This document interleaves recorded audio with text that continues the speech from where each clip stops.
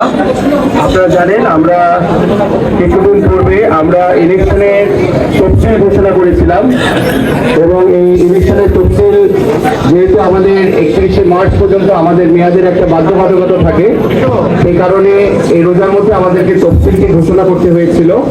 আবার আপনারা সবাই অবগত আছেন যে 13 তারিখ থেকে কিন্তু ছুটি শুরু হচ্ছে। 13 তারিখ থেকে শুরু করে 18 এপ্রিল পর্যন্ত আমাদের সুপ্রিম কোর্টে ভ্যাকেশন শুরু হবে। এই পরিপ্রেক্ষিতে আমরা একটা তফসিল ঘোষণা করেছিলাম এবং তফসিলটা আমরা 18 তারিখে ঘোষণা করেছিলাম এই গত মাসে, এবং এই তফসিল অনুসারে 19 তারিখ থেকে ফর্ম উত্তোলন করা শুরু হয়েছিল, নমিনেশন পেপার, এবং যেটার পর্ব থেকে বিভিন্ন ডেটগুলো দেওয়া হয়েছে। ফর্ম কবে লাস্ট ডেট কবে, স্ক্রুটিনি লাস্ট ডেট কবে, ইলেকশন কবে, সবকিছু সম্বন্ধে আপনারা মোটামুটি অবগত আছেন। এই পরিপ্রেক্ষিতে দেখা গেছে যে আমাদের কাছে অনেকে আসছে এই ইলেকশনের ডেট পিছানোর ব্যাপারে। অনেকে আমাদের কাছে অ্যাপ্লিকেশন দিয়েছে, অনেক সিনিয়ররাও আমাদেরকে অনুরোধ করেছে এবং বলেছে যে ইলেকশনটা পিছনে ভালো হয়, রোজার মধ্যে ইলেকশনটা না করলে ভালো হয়, বিভিন্নভাবে বলেছে। আমরা পোলাইটলি ওনাদেরকে রেসপন্স করেছি যে আমরা সবার মতামত নেই, যেটা এটা আমাদের বারের একটি ইলেকশন।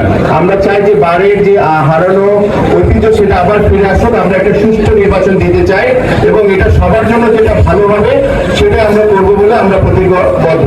সবার মতামতের ভিত্তিতে কিন্তু আমরা এটা করব, এই ইলেকশনটা আমরা অনুষ্ঠিত করব। এই ইলেকশন নিয়ে প্রথম যে আমাদের আলোচ্য বিষয় আসন্ন বাংলাদেশ সুপ্রিম কোর্ট আইনজীবী সমিতি 2026-27 মেয়াদে কার্যনির্বাহী কমিটির নির্বাচন অনুষ্ঠান প্রসঙ্গে প্রথমে এই দিনটি নিয়ে আলোচনা শুরু হবে, কবে আমরা করলে বেটার হয়।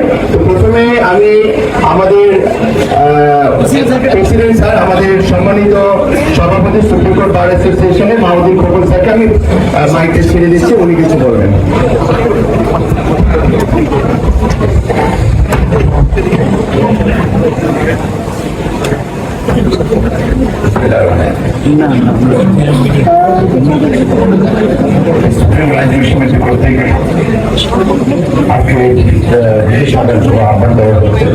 সবার প্রোগ্রামে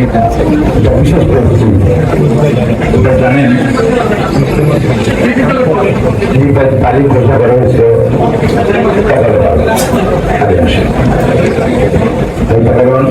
সাংবাদিক আমাদের সাংবাদিক কার্যকর্তা আছে 30 মার্চের মধ্যে শেষ করতে পারে, বন্ধ হয়ে যাবে। এই জন্য আপনার অন্য ছিল এবং অনেকেই আসছেন বলছি যে আমার কাছে আমাদের ভোট জন্ম নয়, প্রদর্শনের করতে আসি আর ভোট দিতে পারবো। কেন বলছেন জানি না, আমি তো মনে ভালো বুঝে। আবার অনেক সিনিয়র দাদারা বলছে যে প্রদর্শন ইলেকশন করার কোনো প্রেসিডেন্ট সুপ্রিম কোর্টে নাই, এটা কিন্তু যুক্তি আছে। অনেকে দেখতে গিয়েছেন, অনেকে পেয়েছি, মেডিকেল পুলিশ পেয়েছি। আমি জানি না এডুকেশন মিটিং কি কনস্টিটিউশন কমিশন ব্যবহার করতে পারে। মিটিং একটা কনস্টিটিউশন কমিশন, অর্গানাইজেশন একটা কনস্টিটিউশন কমিশন। আপনারা গিয়েছেন, আমি তো বলেছি আমাদের চিন্তাগুলোদের সবাইকে নিয়ে আমরা আলোচনা করি, যার সিদ্ধান্ত আমরা হালকা আমি তো আপনারা জানেন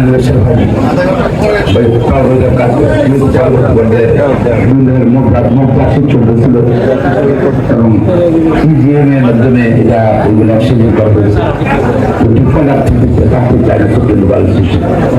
রিলাক্স করার জন্য টাইম জানতে দেওয়া হচ্ছে। আপনাদের সভা মর্যাদা রক্ষা, ট্র্যাডিশন রক্ষা, কার্যকর্তার সদস্য কমিটির কাছে আমাদের ট্রাস্টি, আপনারা সিদ্ধান্ত বিষয় দেখে নেবেন।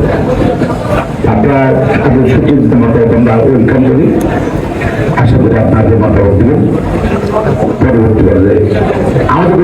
আমাদের কোনো বক্তব্য নেই, হাউজে বাসুল বুটচরেরা ইলেকশন করতে পারবে না, এই ব্যাপারে সিদ্ধান্ত বিবিধের মধ্যে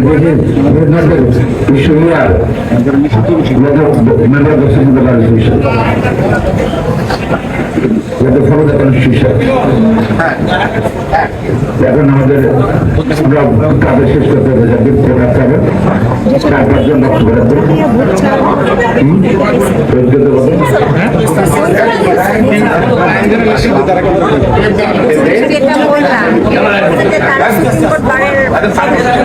ইলেকশন কেন করতে পারবে না, কনস্টিটিউশন ফলো করা